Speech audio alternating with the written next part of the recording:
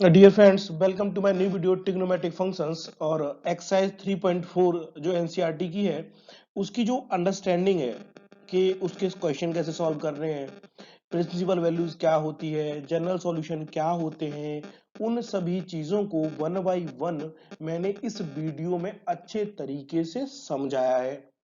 यदि आप मेरे साथ इस वीडियो में लास्ट तक बने रहते हैं तो जो नेक्स्ट एक्सरसाइज होने वाली है 3.4 उसको आप अपने आप अच्छे तरीके से सॉल्व कर पाओगे। अब बढ़ते हैं इस वीडियो के अगले स्टेप की। यहां पर हम पहले समझेंगे ट्रिग्नोमेट्रिक इक्वेशंस क्या होती हैं। यहां पर लिखा हुआ है equations involving trigonometric functions of a variable are called trigonometric equations. जो भी ट्रिग्नोमेट्रिक फंक्शंस हैं, ट्रिग्नोमेट्रिक फंक्शन जैसे मैं यहां पर एग्जांपल के लिए आपके सामने लिखूंगा साइन एक्स इक्वल टू 0। ये एक वेरिएबल को लिए हुए है एक्स को, हमें इसके सॉल्यूशन निकालने होते हैं। तो ये जो इक्वेशन निकल के आई इस इक्वेशन को कहते हैं trigonometric equation. Sine 2x 4x plus sine 4x 2x plus 4x equal to 0। अभी मैं आपसे बोलूं इसके सॉल्यूशन, ये जो इक्वेशन है ये कहलाएगी विद वेरिएबल, एक वेरिएबल को रखे हुए हैं अपने साथ और इक्वेशन की फॉर्म में है, तो इन्हें हम कहते हैं ट्रिग्नोमेट्रिक इक्वेशंस। अब आता है the solution of trigonometric equation for which are called principal solutions. अब क्या होता है कि भाई हमने ये स्टार्टिंग में मैंने पढ़ाया हुआ है, तो मैं ट्रिग्नोमेट्री की जो पहली वाली वीडियो है कि भाई यहाँ 0, यहाँ पाई बाई 2 90 होता है, यहाँ पर 180, यहाँ 3 पाई बाई 2 और ये 2 पाई, इस तरह से होता है। तो जो सॉल्यूशन इसमें आते हैं यानी कि 0 से लेकर 2 पाई के बीच में जो सॉल्यूशन हम निकालते हैं, 0 से 2 पाई के बीच के सॉल्यूशन निकालते हैं, उन सॉल्यूशंस को हम कहते हैं प्रिंसिपल सॉल्यूशंस। इस प्रिंसिपल सॉल्यूशन को हम एक दो एग्जांपल करेंगे, उनकी हेल्प से अच्छे से समझ लेंगे। इसके बाद हम बात करते हैं expression involving integer n which gives all solution of a trigonometric equation is called a general solution. जैसे मैंने लिखा sin x इक्वल टू 0, इस x की क्या वैल्यू पुट कर दें कि sin की वैल्यू 0 आए, तो आप बोलोगे इसमें 0 रख सकते हैं, पाई रख सकते हैं, 2 पाई, 3 पाई एंड सो ऑन। ये तो हुआ सॉल्यूशन कि भाई सॉल्यूशन है। इसको जनरल वे में कैसे रिप्रेजेंट करेंगे, मैं लिखूंगा n पाई रख सकते हैं, और n क्या है, इंटीजर है, n एक इंटीजर है। तो कहने का मतलब ये है, ये कहलाएगा आपका जनरल सॉल्यूशन। मतलब अब इसमें 5 पाई, 100 पाई, ये भी इसका सॉल्यूशन है। 100 पाई पे भी साइन 100 पाई, यदि साइन 100 पाई लिखा हुआ है तो इसका मतलब होगा 0। आप समझ गए मेरी बात। तो ऐसे सॉल्यूशन को कहते हैं हम जनरल सॉल्यूशन। और वे सभी सॉल्यूशन जो 0 से पाई बाई 2 के बीच में हमें देने होते हैं किसी भी ट्रिग्नोमेट्रिक इक्वेशन के, तो वो हमारे कहलाते हैं प्रिंसिपल सॉल्यूशन। आपको बात समझ में आ गई होगी। अब एक क्वेश्चन करते हैं इस पर। क्वेश्चन है फाइंड द प्रिंसिपल सॉल्यूशन। जो मैंने अभी आपको बताया कि प्रिंसिपल सॉल्यूशन कहां से कहां तक, 0 से 2 पाई के बीच में, of the equation sine x equal to root 3/2। भाई sine x equal to root 3/2 दे रखा है। मैं आपको एक फिर से बताता हूं, इस तरह से मैंने ये लाइन ड्रॉ करी, यहां पर 0, ये पाई बाई 2, ये पाई, और ये वाली 3 पाई बाई 2, ये 2 पाई। साइन रूट 3/2 आपको 0 से लेकर 90 की जो स्पेसिफिक वैल्यू वाली मेरी वीडियो है उसमें ये वैल्यूज तो याद करनी पड़ेंगी।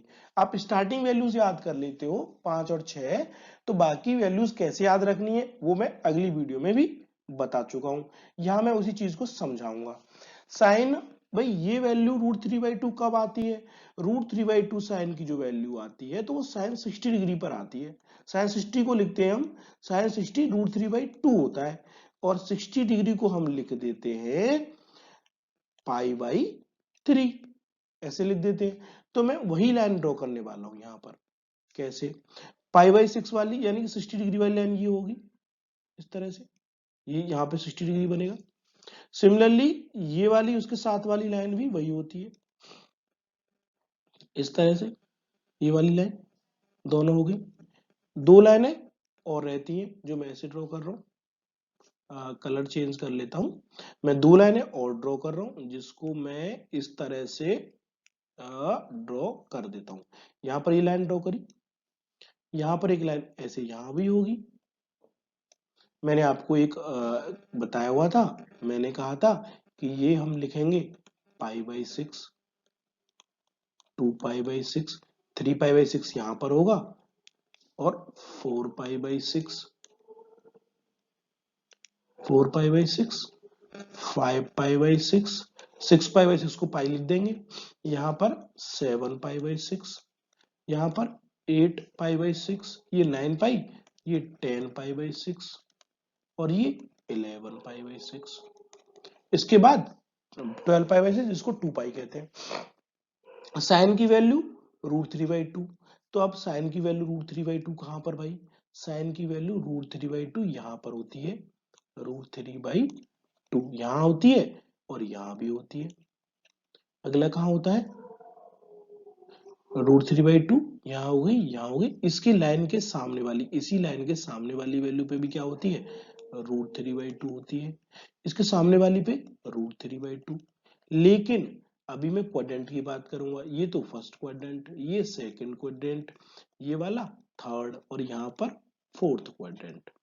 आपको मैंने बताया था कि साइन थीटा फर्स्ट क्वाड्रेंट में पॉजिटिव होता है, फर्स्ट क्वाड्रेंट में पॉजिटिव होता है और सेकंड क्वाड्रेंट में पॉजिटिव होता है, फर्स्ट में और सेकंड में पॉजिटिव होता है, थर्ड में नेगेटिव होता है, फोर्थ में भी नेगेटिव होता है। इसका मतलब ये हुआ कि हमारी दो ही वैल्यू, ये यानी कि ये वैल्यू तो नेगेटिव हो गई, ये भी नेगेटिव हो गई, यानी कि ये दोनों वैल्यूज क्या हो गई, नेगेटिव हो गई, सेकंड थर्ड और फोर्थ क्वाड्रेंट वाली वैल्यूज। तो हम इनको यूज नहीं करेंगे। कौन सी यूज करेंगे, दो वैल्यूज यूज करेंगे। कौन सी वाली, एक तो हम ये वाली यूज करेंगे, यहां पर लिखी हुई है, दूसरी ये वाली वैल्यू यूज करेंगे, यानी कि दो वैल्यूज है। इसका मतलब ये हुआ, ये क्या है 4π/6 और ये क्या है 2π/6। तो यानी कि साइन x इक्वल टू √3/2 हमें कहां कहां मिलता है, 0 से π/2 के बीच, 0 से π/2 के बीच में हमें मिलता है 2π/6 पे, जिसको हम कहते हैं साइन π/3। और हमें कहां मिलेगा 2π/4 साइन 4π/6, जिसको मैं लिख सकता हूं साइन 2π/3। दो जगह हैं जहां पर इस तरह की वैल्यू आ रही है। इसका मतलब ये हुआ कि जब प्रिंसिपल सॉल्यूशन की बात कर रहा है तो x की वैल्यू निकल के आएगी π/3 एंड 2π/3। इन्हें हम कहते हैं प्रिंसिपल, ये हमारा कहलाएगा प्रिंसिपल सॉल्यूशन, ये कहलाएगा हमारा प्रिंसिपल सॉल्यूशन है ये क्वेश्चन। इसमें कह रहा है find the principal solution of the equation tan x equal to -1/√3। अब पहले हमें पता करना पड़ेगा कि -1/√3 कहाँ पे आता है। तो हम क्या करेंगे, वही ग्राफ बनाऊंगा मैं दोबारा से, फिर से मैंने ऐसे ग्राफ बनाया, 0 यहाँ पर π/2, यहाँ पाई, यहाँ 3π/2 और यहाँ 4π/2, तो यानी कि 2π। अब एक बात आपको पता होनी चाहिए, माइनस के साइन को आप भूल जाओ कुछ देर, केवल आप ये पता करो कि जो tan x है, tan x 1/√3 कब आता है, 1/√3 आप बोलोगे tan 30 डिग्री पे आता है, और tan 30 डिग्री को हम पाई के टर्म रेडियन में लिखते हैं π/6, यानी कि मुझे π/6 वाली लाइन खींचनी पड़ेगी, और मैं π/6 वाली लाइन आपको बता चुका हूं, ये पहली 30 डिग्री वाली लाइन ये होती है। इसको इस तरह से बढ़ा देंगे, इसके साथ ये वाली भी लाइन होती है ऐसी, इस तरह से इसको हटाते हैं, सीधी लिखते हैं इसको लाइन, इस तरह से लाइन होती है। अब ये कितना होगा π/6, यहां पर कितना होगा भाई, पाई आता है यहाँ 5π/6, मैं पहले बता चुका हूं, और ये वाला 7π/6, ये वाला 11π/6, चार वैल्यूज आ गई। यानी कि इन वैल्यूज पर टेन हमारा कैसा रहेगा, 1/√3, 1/√3, 1/√3, 1/√3।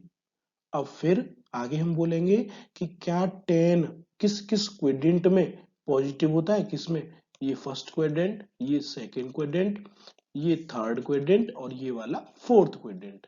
हमें पता करना है किस किस में पॉजिटिव होता है।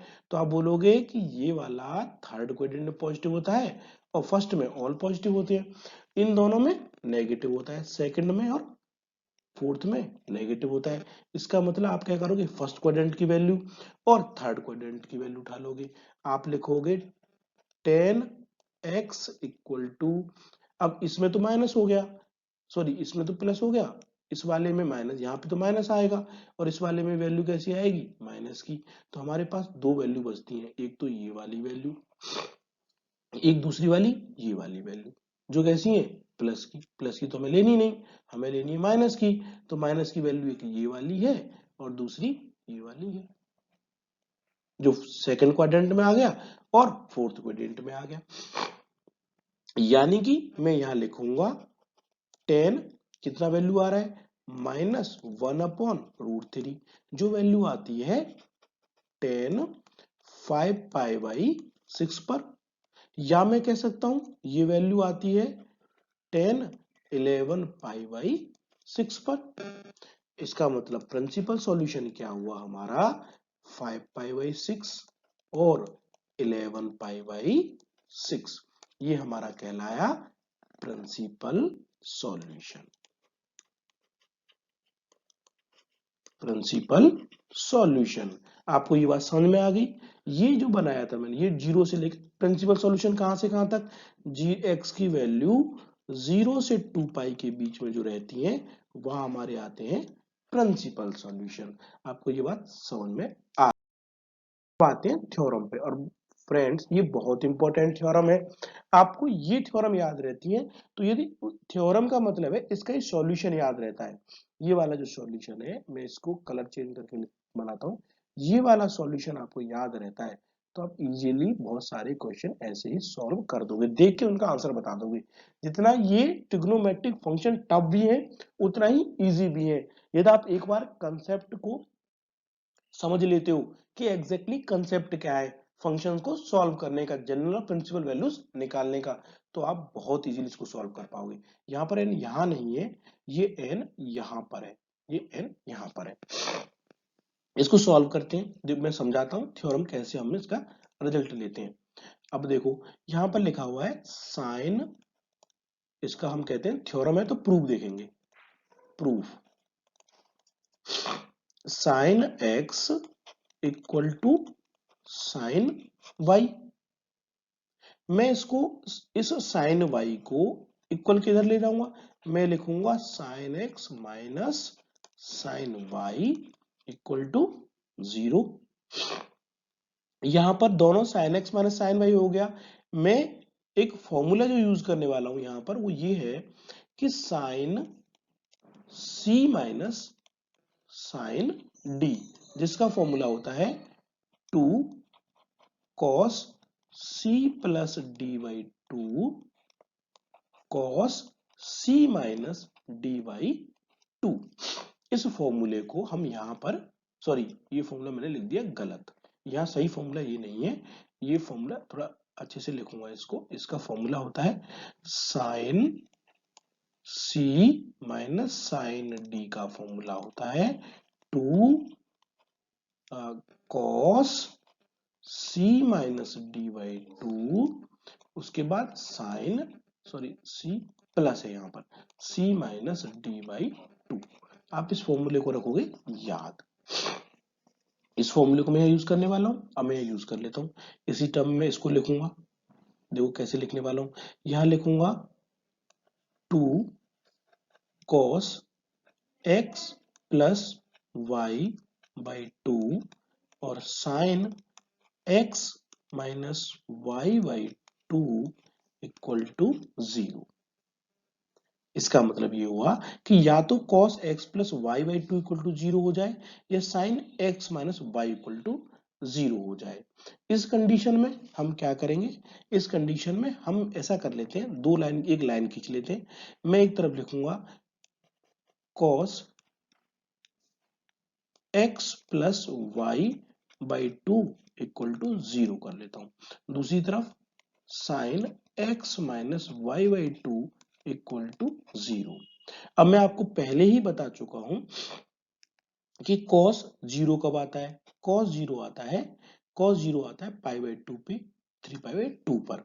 तो मैं लिखूंगा equal to cos pi by two, cos 3 pi by two and so on. इसका मतलब x plus y by two बराबर हो, जो वैल्यूज आएंगी pi by two, 3 pi by two, 5 pi by two, यानी कि odd multiple of pi by two. यहां आप देख रहे हो पाई बाई टू तो सब जगह है, लेकिन ऑड मल्टीपल। ऑड मल्टीपल कैसे, पहले 1 आया, फिर 3 आया, फिर 5 आया। ऑड नंबर को रिप्रेजेंट करने का तरीका होता है, हम लिखते हैं ऑड नंबर को, यानी कि ऐसे लिखे हो 1 3 5 7 एंड सो ऑन। आप लिख सकते हो 2n प्लस 1, इसका मतलब हुआ, यानी कि ऑड नंबर आ गए सभी, ऑड नंबर आ गए सभी। अब वहीं पर इसका मतलब इसको सॉल्व करते हैं तो x, इसको मैं जनरल टर्म में क्या लिख सकता हूं, इस तरह से। तो इसको मतलब मैं लिखूंगा x plus y by two equal to 2n plus 1 pi by two, ये कैंसिल। तो यहां पर आया x plus y equal to 2n plus 1 pi, और x इक्वल टू आई, y जो है प्लस का इधर जाएगा तो माइनस हो जाएगा, 2n plus 1 pi minus Y, ये आ गया। ऐसे ही इसको सॉल्व करेंगे तो साइन कब आता है भाई, साइन तो जीरो पर, पाई पर, 2 पाई पर, 3 पाई पर, यानी कि इसको मैं लिख सकता हूं कि x minus y by two की वैल्यू n पाई पर, इसको 0 1 पाई 2 पाई 3 पाई, यानी कि नंबर्स आ रहे हैं 1 2 3, इस तरह से नंबर आ रहे हैं। इनको रिप्रेजेंट करने का तरीका होता है n, सभी इंटीजर्स को काउंट कर रहे हैं। तो यहां पर हमने n पाई लिख दिया, तो x minus Y equal to 2n pi, 2n pi हो गया। और यहां से 2n पाई और x इक्वल टू निकल के आया 2n पाई माइनस का प्लस हो जाएगा प्लस y, यानी कि यहां पर ऑड के साथ में माइनस के साथ आ रहा है और इवन के साथ में प्लस में आ रहा है। इसका मतलब ये तो नंबर, ये पहले वाला नंबर हमारा कैसा हो गया, ये पूरा का पूरा इवन हो गया। इसका जनरल टर्म में क्या ले सकता हूँ, सारी वैल्यूज को जनरली में क्या ले सकता हूँ, यहां पर x की वैल्यू निकल के आई ये, यहां पर x की वैल्यू निकल के आई ये वाली। इसको जनरली में x इक्वल टू लिख सकता हूँ, 2n पर भी आ रहा है और ऑड पे भी पाई का मल्टीप्लाई चल रहा है, तो मैं x को तो मैं लिख दूंगा n पाई, यानी कि even odd, even odd, even odd, 4 पाई 5 6, इवन ऑड सबको काउंट करते तो n पाई लिख देते हैं।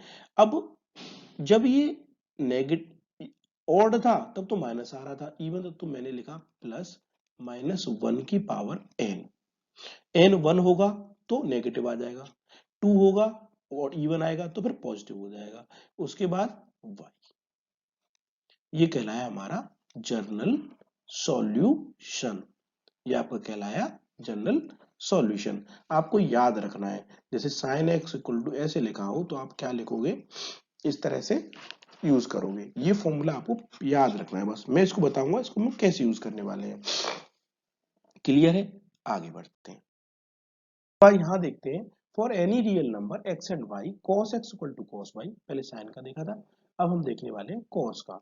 cos x equal to cos y imply that x equal to 2, result क्या आने वाला है, ये वाला रिजल्ट आने वाला है। ये रिजल्ट आपको क्या रखना है, याद रखना है। बढ़ते हैं आगे, सो प्रूव देखते हैं इसको कैसे प्रूव करते हैं, इस थ्योरम को, इस थ्योरम का प्रूफ देखते हैं। क्या लिखा हुआ है कि cos x बराबर cos y, इस वाले टर्म को इधर लेके जाऊंगा, मैं लिखूंगा cos x minus cos y equal to 0, यहाँ कौन सा फॉर्मूला यूज होगा आप मुझे कमेंट बॉक्स में बताओ। मैं यहाँ लिखने वाला हूं जो फॉर्मूला यूज होने वाला है cos c minus cos d। अब cos तो माइनस में है तो अपनी वैल्यू साइन को दे देगा, तो -2 sine c plus d by 2 sine c minus d by 2। ये वैल्यूज आ गई। इसका मतलब ये फॉर्मूला हम यूज करने वाले हैं। अभी ये फॉर्मूला हम यूज करेंगे। बात समझ रहे हो ना आप? ये फॉर्मूला यूज करने वाले हैं। कर दीजिए, लिख देते हैं। यहां हम लिख देंगे cos भाई माइनस है, साइन को दे देगा value, -2 sine x plus y by 2 sine x minus y by 2 equal to 0। यानी कि वैल्यूज या तो मेरा ये वाला टर्म 0 हो जाए, मैं कलर चेंज, या तो मेरा ये वाला टर्म 0 हो जाए या दिस सेकंड वाला 0 हो जाए। दोनों को 0 करके देखते हैं, उसको मैं यहां बनाने वाला हूं। मैं यहां एक लाइन खींच देता हूं। इधर की तरफ मैंने लिखा sine x plus y by 2 equal to either this one equal to 0 और x minus y by 2 equal to 0। अब 0 कब आता है साइन? एन पाई पर। आपको याद होगा x प्लस वाई की वैल्यू इक्वल टू की वैल्यू क्या आएगी? N pi. यहाँ पर वैल्यू क्या आने वाली? N pi. तो x minus y by 2 equal to क्या आ गया? N pi. तो यहाँ लिखा आपने x plus y equal to 2n pi. यहाँ पर क्या लिखा आपने? x minus Y equal to 2n pi. यहाँ पर सॉल्यूशन निकल के आया 2n पाई और ये y इधर जाएगा तो माइनस वाई। यहाँ पर x इक्वल टू 2n पाई और प्लस y। x की दो वैल्यू आ गई, एक ये वाली वैल्यू और एक ये वाली वैल्यू। रिजल्ट क्या निकल के आएगा? इसका रिजल्ट हम क्या लिखेंगे? हम लिखेंगे कि नेगेटिव भी आ रहा है और पॉजिटिव भी आ रहा है, तो 2n पाई इवन हो गया प्लस माइनस y। ये इसका कहलाया जनरल सॉल्यूशन। जब cos इस तरह से दे रखा हो, cos x equal to cos y इस तरह से दे रखा हो तो जनरल सॉल्यूशन ये आएगा। एक एग्जांपल देता हूं। यहीं पर मैंने लिखा cos x इक्वल टू 1/2। अब आप देखो cos 1/2 कब आता है, तो आप लिखोगे cos x equal to cos 1/2 कहां पर आएगा? ये वैल्यू आती है पाई बाई 3 पर। ऐसी इक्वेशन बन गई। cos x equal to cos y वाली इक्वेशन बन गई। अब क्या करोगे? x की वैल्यू क्या आएगी? x की वैल्यू आएगी 2n pi plus minus pi by 3। आपसे कोई जनरल सॉल्यूशन के लिए बोलेगा तो रिजल्ट क्या निकल के आएगा? ये वाला जनरल सॉल्यूशन ये निकल के आ गया। अब बढ़ते हैं थ्योरम नंबर 3। इस थ्योरम में prove that if x and y are not odd multiple of pi by 2, then देखो पाई बाई 2 के मल्टीपल नहीं होने का मतलब क्या है कि 10 पाई बाई 2 पर नॉट डिफाइन हो जाता है, 90 पर नॉट डिफाइन हो जाता है। 10x equal to 10y, 10x equal to 10y implies that result क्या आने वाला है? रिजल्ट आएगा ये वाला। ये z n belongs to integer, z represent, z means integers. यहां तक आगे बढ़ते हैं। अब इसको सॉल्व करने के लिए भाई हमने तो साइन और टेन को ज्यादा देखा, साइन और कॉस को ज्यादा देखा है, तो मैं लिखूंगा 10x minus 10y equal to 0।